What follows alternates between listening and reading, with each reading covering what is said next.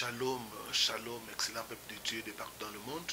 Bienvenue à votre programme de 3 jours de jeûne et prière.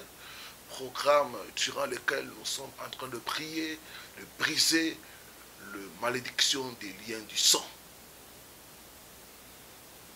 Que Dieu vous bénisse, vous tous qui avez pris l'engagement de jeûner avec nous, de chercher la face de Dieu pendant cette période de jeûne et prière, soit du 28 au 30 octobre 2019. Comme j'ai eu à le dire dans des vidéos précédentes, nous aurons des séances de prière, des clôtures chaque jour à partir de 18h30 heure de Paris.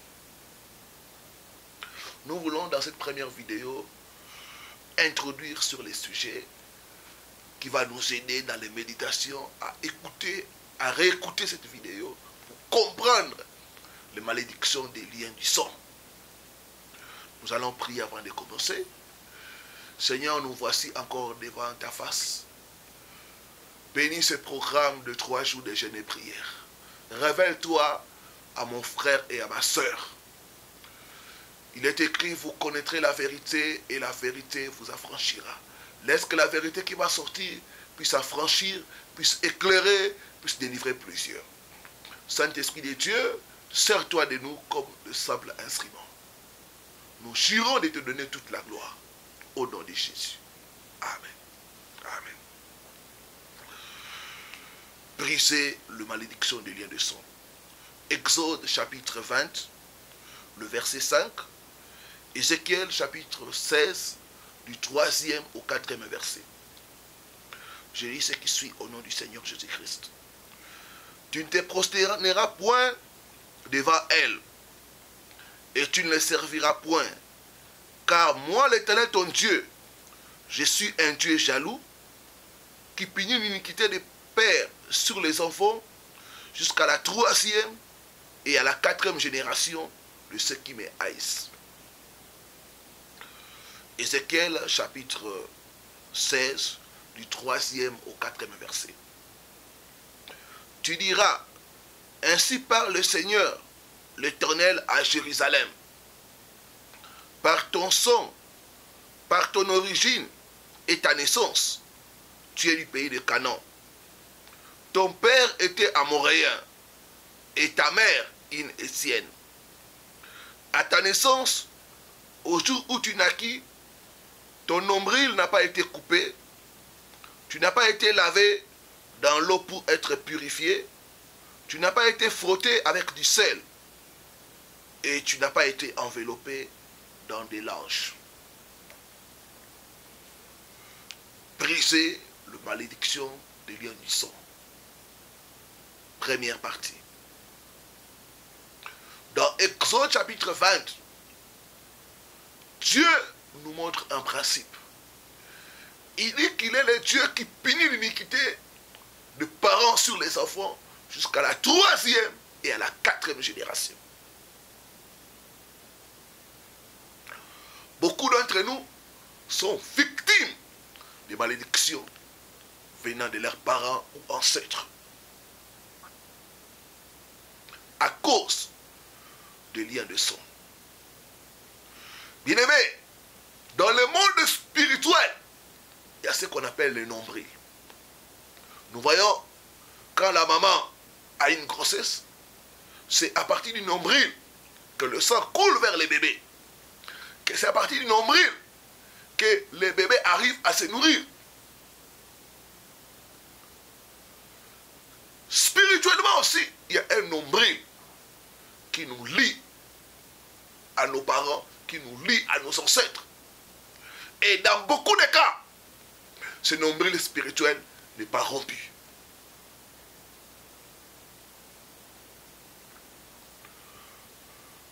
Le sang de l'enfant ne vient pas de lui, ça vient de ses parents.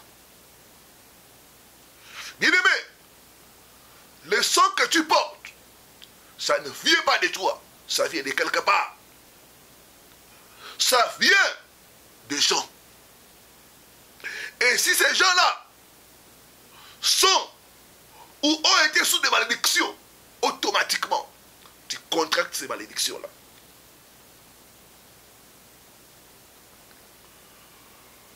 Beaucoup sont en train de payer les pots cassés de leurs parents ou de leurs ancêtres. Mon peuple est détruit faute de connaissances, nous dit la parole.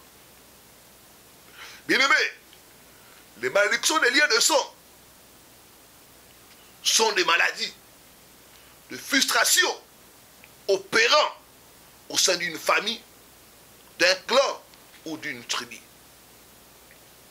Elles se manifestent sous forme de similitudes, de mauvais modèles, de mauvais schémas, de mauvaises tendances qui vont d'une génération à une autre. Nous remarquons dans certaines familles, le membre meurt jeune et dans presque les mêmes conditions. Et cela va de père en fils. Donc dans certaines familles, il y a comme cette histoire de mort prématurée. J'ai parlé avec une sœur qui était devenue veuve, très jeune. Je lui ai dit, dites-moi un peu comment votre mari est mort. Quand elle m'a commencé à me relater comment son mari s'était suicidé, et il y avait des similitudes entre la mort de son mari et la mort de son père. Le père de son mari s'était donné la mort avec un fusil. Et plus de 20 ans après, les fils, avec les mêmes fusils, vont aussi se donner la mort. Donc le même schéma de mort prématurée, des suicides dans une famille. Ça, ce sont des malédictions des liens de sang. Bien aimé, les malédictions des liens de sang, ce n'est pas seulement pour les Noirs. Même les Européens, même les Asiatiques en sont victimes. Beaucoup d'entre nous connaissent l'histoire de la famille Kennedy. Comment dans cette famille, il y a des assassinats, des tragédies. Ce n'est pas un hasard. C'est le signe des malédictions des liens du sang. Les liens du sang atteignent tout le monde, sans exception. Le simple fait d'appartenir à une famille, d'avoir leur sang, fait de toi directement une victime, te qualifie à hériter la malédiction. Dans d'autres familles, on a l'impression que les gens sont voués à l'échec de génération en génération. Aucun d'eux n'arrive jamais à finir ce qu'il a entreprend. J'ai reçu le cas d'une soeur comme ça qui me parlait. Quand elle commence un projet, jamais elle n'arrive au bout. Il me dit, pasteur, mon père avait le même problème. Quand il travaillait, il avait le projet d'acheter la maison, une parcelle familiale. Et chaque fois, il y avait toujours des choses qui arrivaient. Et le projet était reporté. Jusqu'à ce qu'il est sorti en retraite, il n'a pas pu acheter la parcelle familiale. Moi aussi, c'est la même chose. Quand je fais un projet, il y a toutes des choses qui viennent et je reporte. Pasteur, ma vie, c'est une histoire de non-accomplissement. Bien-aimé dans le Seigneur, malheureusement, c'est l'histoire de beaucoup de familles. Vous voyez, dans certaines familles, les gens n'arrivent pas à atteindre l'université. Vous voyez, dans certaines familles, les gens ne se marient pas. Et ça va des fils, de père en fils, de mère en fille. Ce n'est pas un hasard, c'est quelque chose qui est dans le sang.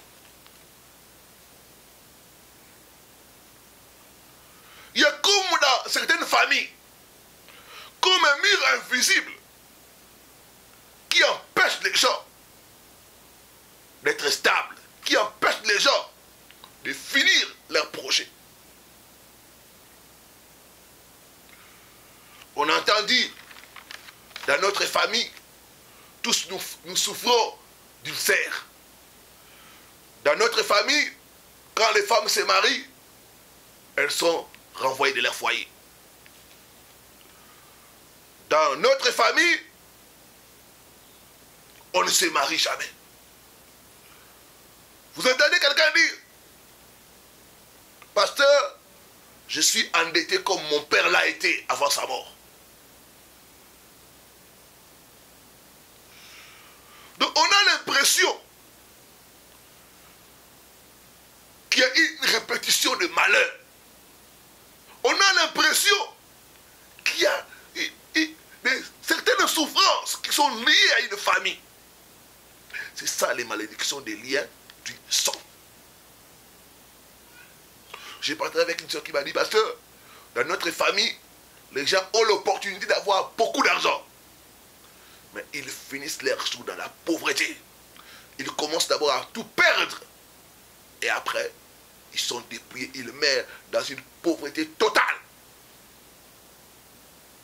Ça, c'est les malédictions des liens de sang. La Bible dit, vous connaîtrez la vérité et la vérité vous affranchira. Je vois Dieu te libérer de malédiction des liens de sang au nom de Jésus-Christ. Bien-aimé, quand il y a les malédictions des liens de sang dans une famille, il y aura comme des forces invisibles qui vont faire revivre aux enfants ce que les pères ont vécu. Dans beaucoup de familles, il y a des histoires répétées. Comme dit dans Ecclésiaste, il n'y a rien de nouveau sous le soleil. Et dans beaucoup de familles, il n'y a rien de nouveau. C'est toujours des histoires répétées. Les gens répètent les mêmes schémas mauvais qui est là. Je dis qu'avec le Christ, ta délivrance est possible. J'ai parlé avec une femme qui est une brillante avocate. Elle travaille avec des grandes sociétés, des sociétés minières. Mais le problème de mariage, elle n'arrive pas. Elle a fait un premier mariage qui s'est soldé par un échec, divorcée, et depuis lors, elle n'arrive pas à avoir une relation stable avec un homme. Quand nous sommes entrés en profondeur, on a compris que c'est une histoire qui venait de sa famille.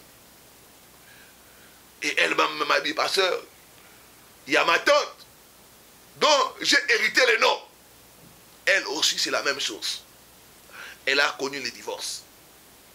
Mes cousines, c'est la même chose. Donc, nous voyons quelque chose qui descend. Nous voyons quelque chose qui se répète dans la famille.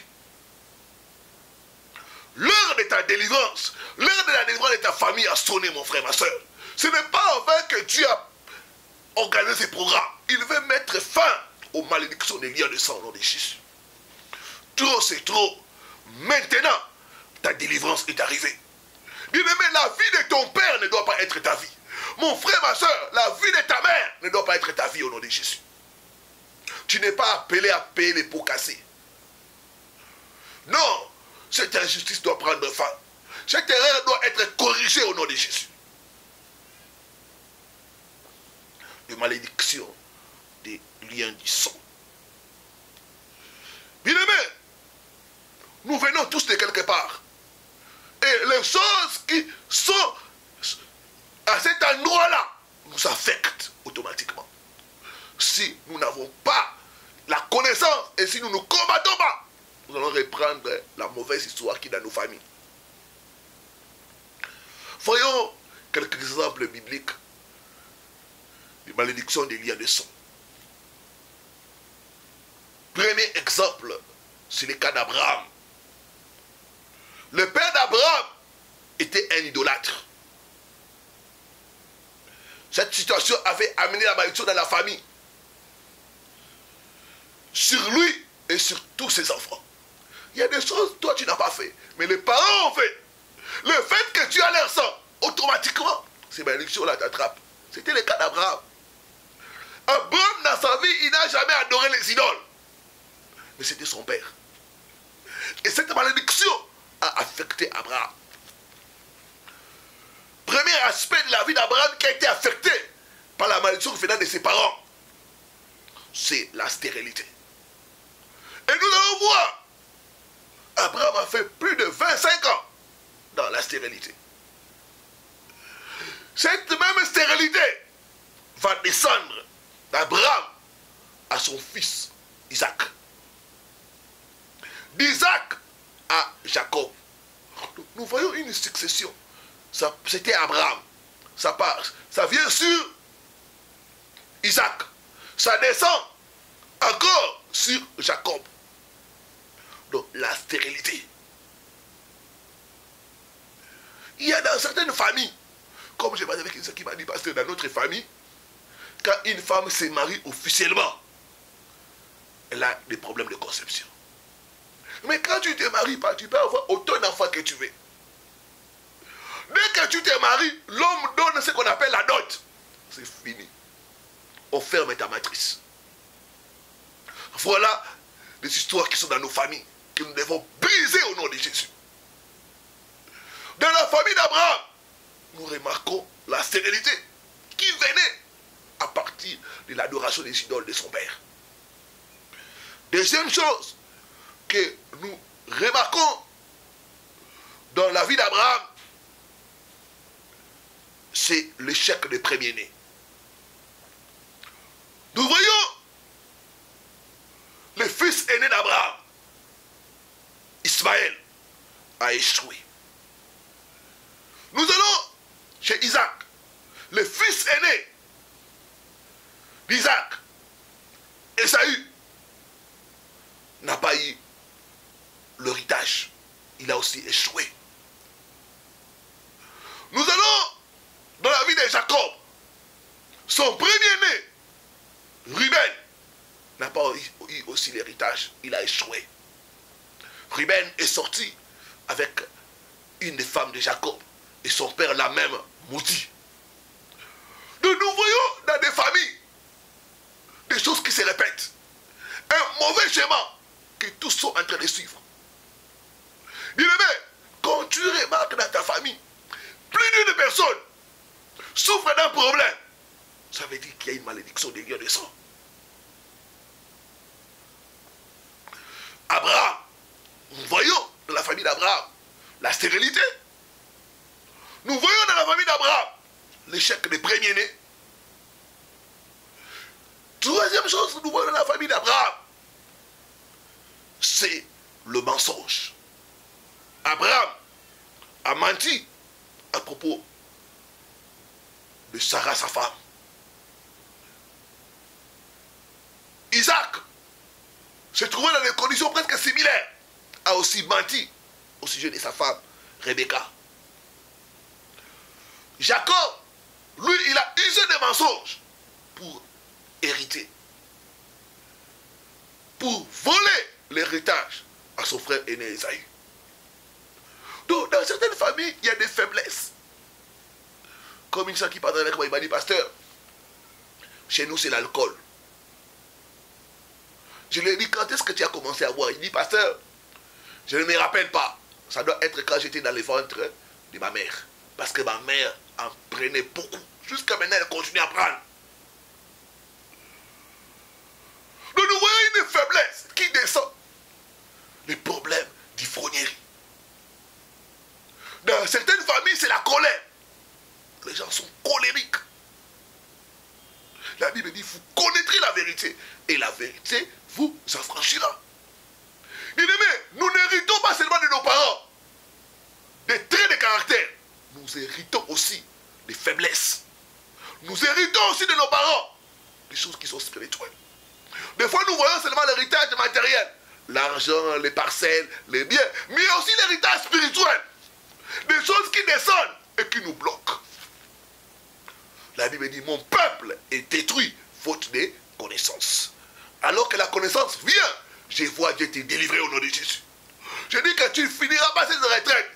Cette chose-là, ce mauvais schéma-là, va être brisé au nom de Jésus. Par toi, l'histoire de ta famille changera. Tu seras l'Esther de ta famille. Je dis que tu seras le Moïse de ta famille au nom de Jésus.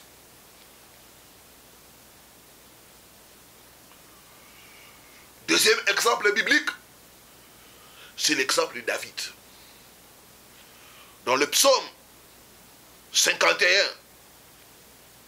verset 4, nous voyons David dire, ma mère m'a conçu dans le péché. C'est très fort. Il dit, ma mère m'a conçu dans le péché. Elle m'a enfanté dans l'iniquité. Quand nous rentrons, l'histoire nous dit que David était un enfant hors mariage. Donc sa mère, certainement, c'était une femme prostituée. Et c'est pourquoi David va dire, ma mère m'a conçu dans les péchés.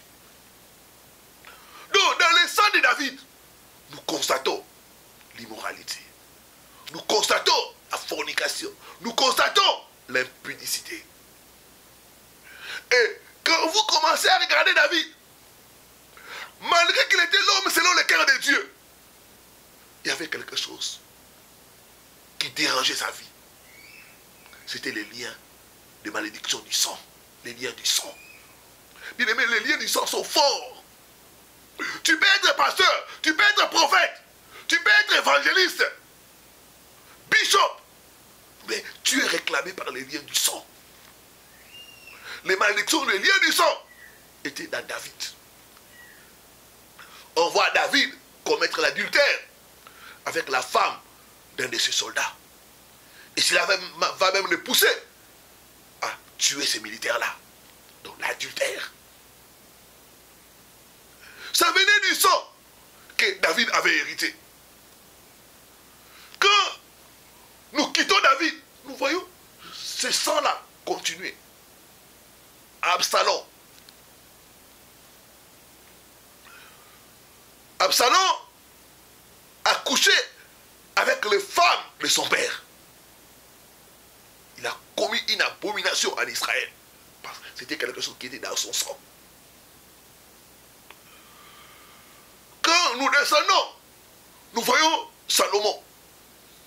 Salomon, lui, il a eu plus de 1000 femmes. Et 700 concubines. Et la Bible dit que ces femmes étrangères ont détourné le cœur de Salomon. Pourquoi? Parce que c'était quelque chose qui était dans le sang. Quelles sont les malédictions qui se trouvent dans votre sang? Quelles sont les malédictions qui se trouvent dans votre tribu? Chez nous, nous avons certaines tribus, comme les tribus Louba. Vous allez remarquer, dans leur sang, il y a l'orgueil. Partout, il y a les Louba chez nous. Ils aiment se faire voir. Il y a l'orgueil. Que nous allons chez les peuples Mongo. Ils sont dans la province de l'ex-Équateur, en RDC Congo. Vous allez remarquer, dans leur sang, il y a l'impudicité, il y a l'immoralité. Vous pouvez avoir même un pasteur qui est Mongo, mais qui est en train de commettre l'impudicité, l'adultère avec les serfs de l'église. La Bible dit, mon peuple est détruit, faute de connaissance. Il y a beaucoup de choses que nous avons dans notre sang à cause de l'appartenance des tribus que nous venons, à cause des familles que nous sortons. Dans la famille de David, il y avait l'immoralité. C'était dans leur sang. Mais qu'est-ce qu'il y a dans ton sang? J'aimerais que dans cette première journée, que tu puisses commencer à regarder.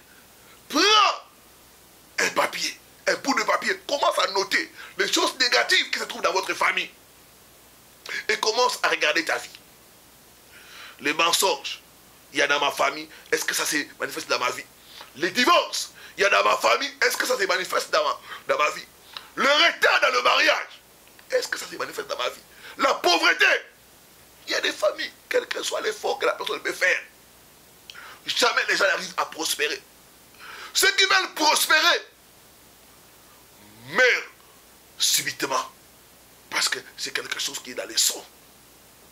Il a dit, vous connaîtrez la vérité et la vérité vous affranchira. Seigneur, délivre-nous au nom de Jésus. Père, donne-nous la révélation. Je recommande ton peuple qui nous a suivis, ton peuple, Père de grâce, qui a décidé de gêner, de chercher avec moi le Seigneur pendant ces 3 jours, afin de mettre fin aux malédictions des liens du sang. Père de grâce, nous voulons dire que nous refusons de reproduire la mauvaise histoire de nos familles. La vie de nos parents ne seront pas nos vies au nom de Jésus. Les démons qui ont combattu nos parents et qui les ont vaincus ne réussiront pas à nous vaincre au nom de Jésus. Merci parce que tu nous as rachetés par ton sang. Tu nous as libérés de choses que nous avons héritées de nos parents, de nos ancêtres, par ta mort et par ta résurrection. Bénis chacun de tes enfants. Père, laisse que cette retraite soit une retraite du changement, une retraite de délivrance et de libération. Parle à mon frère, parle à ma soeur. Au nom de Jésus-Christ. Au nom de Jésus-Christ. Saint-Esprit de Dieu, fais des choses grandes. Glorifie le nom de Jésus. Au nom de Jésus. Amen. Amen. Amen. Amen. Donc dans cette première journée, n'oublie pas de faire ces devoirs, ces TP que je donne. Prends une liste. Note les choses négatives qui se trouvent dans votre famille. Et commence à regarder ta vie. Commence à regarder la vie de tes enfants. Et commence à souligner là où tu vois que ces choses, ces mauvaises tendances commencent à se reproduire. Et dans la prière, commence à briser, commence à révoquer les malédictions de liens du sang. Il y a les points de prière qui sont disponibles. Si tu n'as pas encore réussi cela, tu peux me contacter par WhatsApp. Je vais t'envoyer les points de prière. Que Dieu nous bénisse. On se retrouve très bientôt pour notre tranche de clôture à partir de 18h30, heure de Paris. Restez bénis. Et c'est votre serviteur, le révérend Paul Richard Pandi. Merci de partager la vidéo avec plusieurs. Merci aussi de commenter, de liker cette vidéo. Et si vous avez des choses à partager avec l'homme de Dieu, vous pouvez me contacter par mon adresse email, Richard Pandi, Richard avec D, Pandi avec I, @gmail.com. Je promets de lire et de vous répondre. Soyez bénis. Merci.